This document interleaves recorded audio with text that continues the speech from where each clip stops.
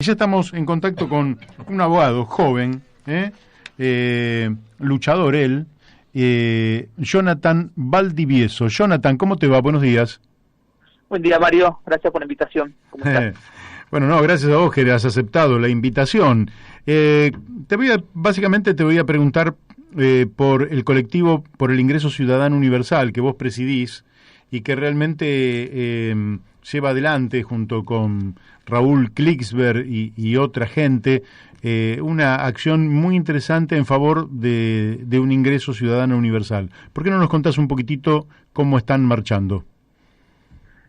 Sí, hace tiempo que veníamos con un grupo de compañeros y compañeras impulsando la adopción por parte de tanto del Estado Nacional como del Estado de la Ciudad de Buenos Aires políticas universales, ¿no? Ya sea en el acceso universal a los servicios públicos domiciliarios, y en esa línea generando una crítica muy fuerte a que las políticas focalizadas en Argentina no han tenido resultados para evitar que se siga reproduciendo la pobreza o para evitar que gran cantidad de la población no pueda acceder a ciertos bienes.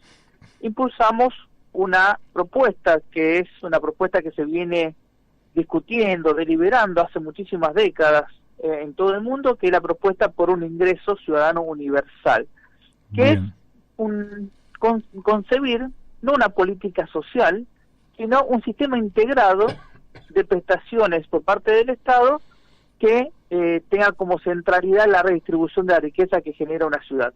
Es una propuesta bastante simple que esencialmente es que el Estado realice una prestación económica a todo habitante del país de una cantidad de monto suficiente para que esa persona pueda salir de la pobreza sin exigir ninguna condición o un prerequisito previo, ni tampoco ninguna contraprestación por parte de esa persona, por lo cual también tiene este carácter incondicional, ¿no? Es un ingreso ciudadano dado a la persona en carácter incondicional, con el principal objetivo de, por lo menos, eliminar la pobreza del país y mitigar la brecha de desigualdad existente en la sociedad.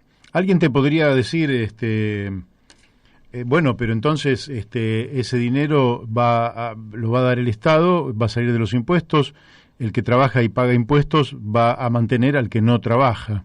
Contanos la respuesta a esta observación. Bueno, primero hay una cuestión bastante filosófica de qué entiende uno por una comunidad organizada, ¿no? ¿Cuáles son los objetivos por los cuales aceptamos las normativas y el ordenamiento que nos damos al vivir en sociedad? Cabe recordar que hay un contrato social donde se garantiza tanto los derechos de las personas a ejercitarlos, a la propiedad privada, siempre y cuando se garantice a todos los integrantes de esa comunidad el acceso a bienes mínimos para garantizar una vida adecuada.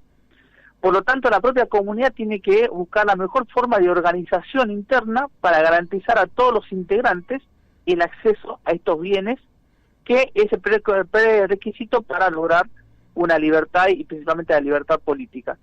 Bien. Cuando la comunidad se reestructura de una forma que está generando desigualdad, que genera que gran porcentaje de la población no pueda acceder a esos bienes, está fallando a este contrato, ¿no? Entonces, principalmente lo que tiene que haber, estamos en una sociedad, la Argentina, que tiene 60% de la niñez en situación de pobreza.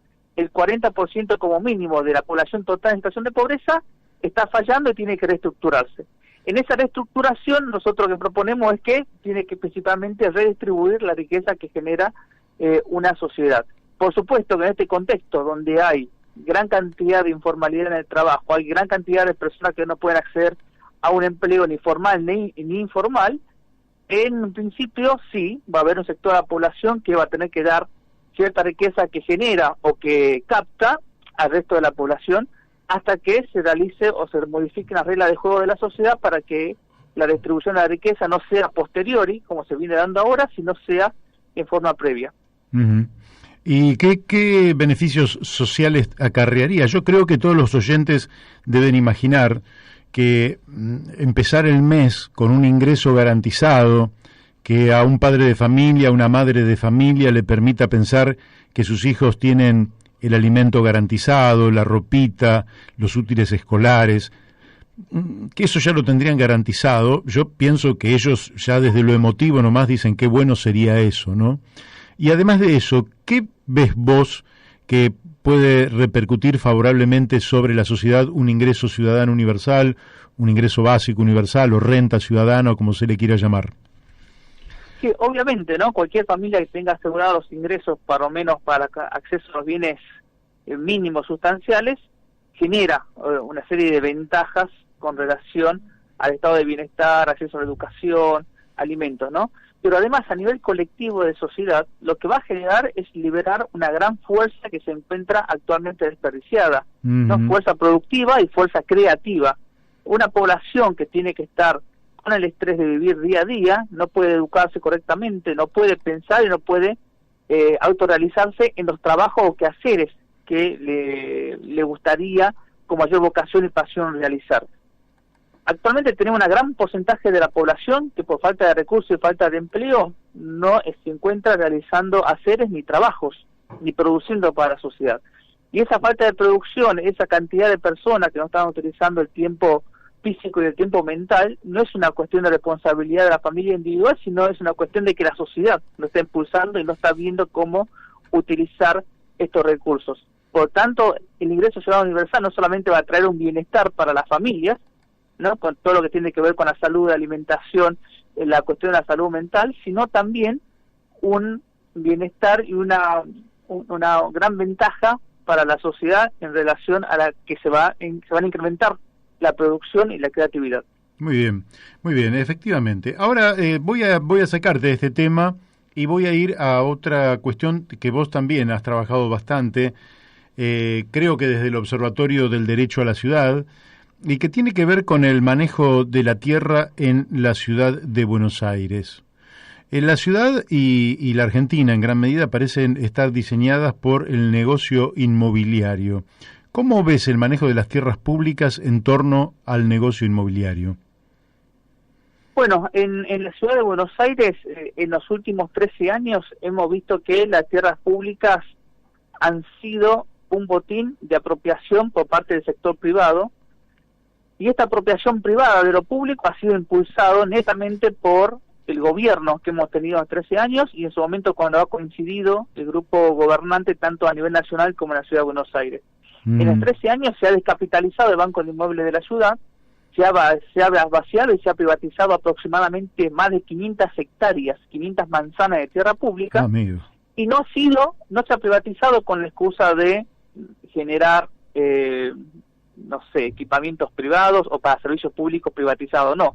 Se ha destinado esa tierra para grandes emprendimientos inmobiliarios suntuosos, únicamente accesibles para el 5% de la población porteña, cuando la planificación de la ciudad establece que la tierra pública, ese bien común que nos pertenece a todos los porteños y porteñas, tiene que ser destinado a espacios verdes, a equipamiento urbano o a viviendas sociales, ¿no? En ningún momento a ningún urbanista o planificador se le ha ocurrido que un elemento tan valioso como la tierra pública sea destinado a emprendimientos inmobiliarios cuya ganancia y rentabilidad solamente va a ser apropiada por los grandes desarrolladores inmobiliarios de la ciudad de Buenos Aires. Y aquí lo que venimos impulsando el observatorio es que el destino de la tierra pública no sea el privado, pero tampoco sea netamente público en el sentido de que el Estado sea el único el que defina el destino y el uso de estas tierras, sino que esa decisión quede en manos de la comunidad, ¿no? Por eso empezamos a hablar no tanto de bienes privados o públicos, sino de bienes comunes, que sea la comunidad, los barrios, las comunas la que definan el destino en forma democrática de la tierra que se encuentra bajo su jurisdicción. Así es. Ahí vos, porque lo venimos hablando en el programa, y vos sos abogado, te interesa la política, ¿notás una falla grave en el funcionamiento institucional argentino? Lo hablábamos recién con un amigo de Catamarca también. Da la impresión de que por abajo hay una corriente de opinión en una dirección, pero por arriba, en la representación política, hay una corriente de opinión en sentido inverso. Al tiempo que en la ciudad de Buenos Aires, contando con prácticamente la constitución más avanzada de la Argentina, sustentada en la democracia participativa, esto no debería ocurrir. ¿Qué es lo que pasa en la ciudad de Buenos Aires para que efectivamente también esto se vea igual que en otras partes del territorio nacional, donde muchas veces se habla de territorios feudalizados, en fin, pero no sería el caso de la Ciudad de Buenos Aires. ¿Cómo lo describirías, este fenómeno en la ciudad?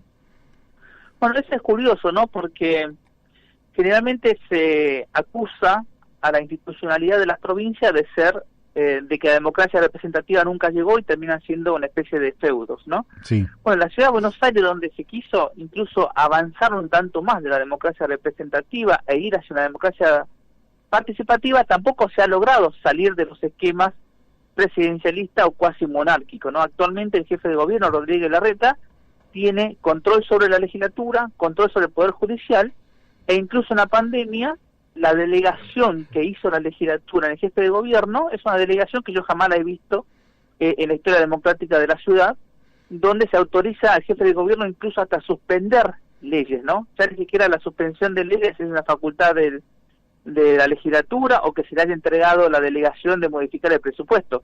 Ahora se le ha dado la facultad de suspender cualquier ley que no quiera cumplir o que considere que no necesita cumplir en este contexto de la pandemia.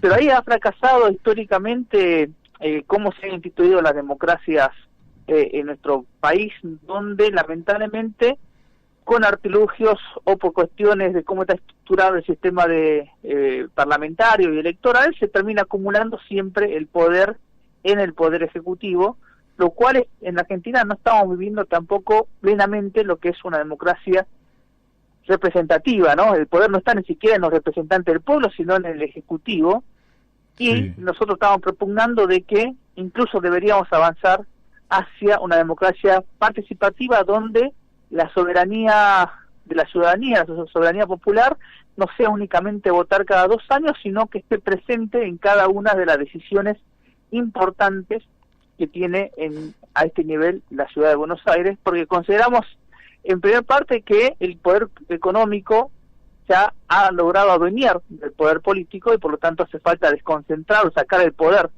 de ese sector, y en segundo lugar porque consideramos también de que un sistema concentrado de poder hace imposible que las personas que tengan el ejercicio de ese poder puedan tener un conocimiento de lo que sucede en cada una de las dimensiones de la vida urbana de la Ciudad de Buenos Aires, y que por eso también desde un punto de vista hermenéutico es muy necesario la desconcentración de las decisiones políticas y de los fundamentos y experiencias en las cuales se basan esas decisiones, y ese conocimiento está obviamente más inoculado, insertado en la ciudadanía que en un grupo de personas. Última pregunta que te quiero hacer, Jonathan. Última porque en realidad el tiempo se nos va. Sí. Ahí tendrían que estar jugando un papel muy importante las comunas en la ciudad, donde debería trasvasarse una buena parte del poder, porque en la comuna la posibilidad de participación por parte de los vecinos, de la base de la sociedad, sería infinitamente más gravitante, ¿verdad? Son comunas importantes, pero una cosa es una ciudad de 3 millones donde es muy difícil incidir desde el punto de vista del movimiento de la gente, y otra cosa es la comuna. ¿Cómo estás viendo la experiencia de las comunas en la ciudad? ¿Realmente se ha transferido poder real y efectivo en las mismas o han quedado en una formalidad insustancial, vacías de contenido? Bueno, hasta ahora la experiencia ha sido un tanto negativa, porque justamente el gobierno en una primera etapa no ha desconcentrado ese poder, donde las comunas eran como era una descentralización del poder ejecutivo. En los hechos tenía que haber sido una desconcentración de ese poder que no ha ocurrido durante muchos años. Recién en los últimos años se han ido transfiriendo algunas potestades, pero con el reaseguro de que el presidente de la comuna pertenece al partido que gobierna la centralidad, que es el poder ejecutivo de la ciudad. Eso ha impedido también que estas comunas tengan un peso propio, una decisión propia, y sino que sean una mera órgano administrativo que responde a las órdenes del poder ejecutivo central, ¿no? Así que ha sido más una descentralización administrativa que una desconcentración del poder. La historia está cambiando un tanto, ya que en las últimas elecciones pues se ha logrado que los presidentes de 2 comunas, de la comuna 4 y 8, respondan a un partido que no es el que está gobernando el poder ejecutivo central. Allí veremos que se está recuperando cierto ejercicio del poder, pero obviamente si no hay una disposición presupuestaria independiente de las comunas, va a ser imposible que la comuna tenga esa soberanía política. Y la gran disputa actualmente es justamente el presupuesto, que el presupuesto no sea dominado por el Poder Ejecutivo y que las comunas tengan que ir pidiendo cuentagotas ese dinero, sino que sea un presupuesto independiente. A nivel técnico sería una jurisdicción propia, las comunas, para que la cuestión económica no sea una sujeción de las comunas al Poder Ejecutivo. Perfecto. Jonathan, te agradecemos mucho la participación, la vamos a seguir en otro momento. En este instante te mandamos un fuerte abrazo. Muchísimas gracias, Mario. Hasta luego. Chao. Bueno, hemos hablado con Jonathan Valdivieso, realmente un militante muy prometedor de la ciudad de Buenos Aires,